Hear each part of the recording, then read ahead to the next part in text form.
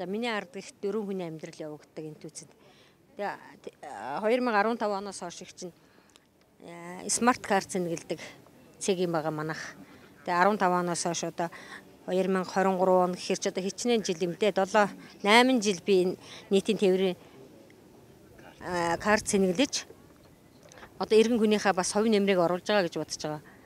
Манайх одоо манай энэ холбоонд бол карт зэнгэлдэг нэлээд олон цэг байгаа. Тэгээд одоо энэ бид нэрийг ингээд хомгорлон начна гээд одоо манад бас шаардах ирсэн байгаа. Бүх дөөргөр баг зэрэг шаардах өгч байгаа. Бүгдийг начна гэсэн.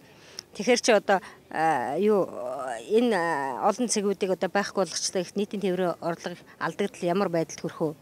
Хэрвээ цэг байхгүй байлаа гэх хүмүүс шууд автобусанд ороод жолоочд мөнгө өгдөг. Тэр жолоочд өгж байгаа мөнгө чинь нийтийн тээврийн орлого болж энэ хотын хөгжилд орохгүй байгаа шүү дээ. Тэгэхээр дор хаяж энэ карт зэнгэлдэг цэгүүдээ буудлаар нэгээс 2 цэг үлдээж өгөөч гэсэн хүсэлттэй байгаа юм бид нэр. Яг үнэнээ хэлэхэд бол би өөрөөсөө ичж байгаа.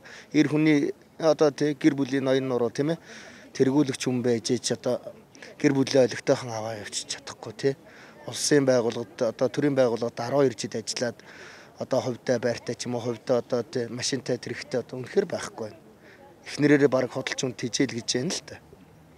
Яг хоо ажилдаа дуртай болохоор ол энэ ажилдаа байж лэн. Эхнэр маань бол одоо баг одоо гадаа гарч одоо гэрт орж одоо им бол гэдэг чиг тийм ээ.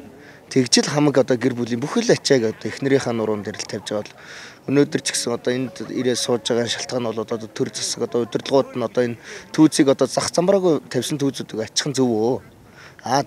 Ядаж буудлал дээрээ бол нэг 2-оос 3 түүцэг ч юм уу те юм оны карт зэнгэлдэг энэ түүцийг төргөө үйлчилгээ гэдэг нь бол одоо дэлхийн нийтэд бас түгээн дэлгэрсэн л юм бохоо. Одоо тэгэл үзэж байгаа залуучууд байж магадгүй залуу хүн байж ээж одоо те түүц ажиллауллаа гэл тийм одоо доромжлох утга яхтай комментууд явж иж магадгүй тийм ээ.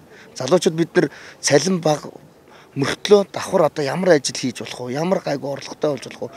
Хүүхдүүд одоо нэлэх нотын хүүхдүүд минь бүгдээрээ том болоод оюутан бүгдээрээ л одоо ажил төрөлтэй болгохын тулд одоо тэрэнд одоо хөрөнгө мөнгө биднэрт хэрэгтэй шүү дээ. Улсын одоо 5-600 мянган төгрөгийг хараад бид нар бол амьдрал дээшлэхгүй гадаад явж амьдрмаар гэнэ. Яг үнэ л Монголдо хайртай.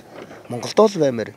Яг бидний тавьж байгаа шаардлага бол бид нэр CU ч юм уу GS25 ч юм уу одоо соёлтой үйлчлэгээтэй дэлхийн жишг сүлжээ ийм зүйлүүдийг бол буруу шаагаагүй, буруутгаагүй. Зүгээр ер нь тэр одоо бүр их захаа алдсан олон түүц байгуулах тийм одоо шалтгаан болсон тэр захирам хэмжээнийг эргэж хараач яа л гэж байгаа. Өнөөдөр Улаанбаатар хотод ард иргэдийн амжиргааны төвшинг залгуулж байгаа түүц чухал сэдэв байна уу? Эсвэл одоо энэ замын төгсрөл чухал сэдэв байна уу те?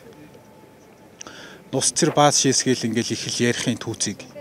Тэр түүцэн дотор байгаа хүмүүс чинь түүцэн дотроосоо тэгж бохир замаана гаргаж ирж хаяад байгаа юм биш те. Тэ түүцэн дотроо тэд нар чинь зүгээр омгоо багтаасандаа биш. Нэг орлогоо амжиргаагаа залгуулах гал сууж байгаа л хүмүүс штэ. 2022 оны тэр захирамж тушаалаа эргэж хараад 2022 оноос хойш одоо жишээ нэг дорч ч юм уу дондог ч юм уу те 5-6 түүц нэг буудлын дээр аваач тавиад түүцэд тус бүрээ түрээсэлдэг болчихсон. Одоо энд байгаа хүмүүс бол бүгдээрээ л тусын нэг түүцтэй тийм л иргэд байгаа байхгүй юу? Тэр хууль захирамжийн дагуу одоо жишээ зүгээр нэг гар дээрээ нэг баг зэргийн бэлэн мөнгөтэй хүн хідэн түүц хийчээд буудлын дээр тавиад түрээслээд ингээд хүний хөдөлмөрийг шулаад ингээд бас өөрөө хүлжөөд энэ шудрах бус байдал бий болоод байна. Тэр түүцнүүдийг болиулаач. Нэг хүний нэр дээр нэг түүцч гэдэг юм уу? Нэг өрхөд нэг түүцч гэдэг юм уу те? Иймэрхүү байх юм бол мэдээж нэг буудлын дээр байгаа 10-20 түүцч буцаад замбраагаа алдахгүй хэвийн байдалд орчин штэ.